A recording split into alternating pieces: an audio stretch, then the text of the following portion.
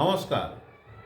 Positive energy বজায় রাখার জন্য, সব দিক দিয়ে সুখ সমৃদ্ধি হবার জন্য কি করবেন? একটা উপায় করবেন, ঠাকুর আসনে করবেন। একটি নারকেল নিয়ে আসবেন, ভালো করে নড়িয়ে দেখে নেবেন যেন তাতে জল যেন থাকে।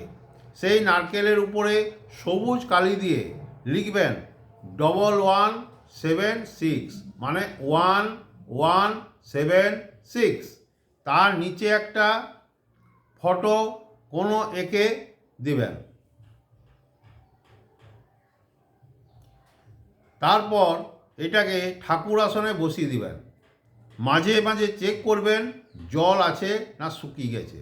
শুকিয়ে গেলে কোনো নদীতে বা গঙ্গায় বা পুকুরে ভাসিয়ে দিবেন। বা এটাকে ভেঙে খাওয়াও যায়, কিন্তু আপনাকে বলে দিচ্ছি এটা ভাসিয়ে দেওয়ার পর পুনরায় আবার করতে হবে। এই ক্রিয়াটি বৃহস্পতিবার করবেন।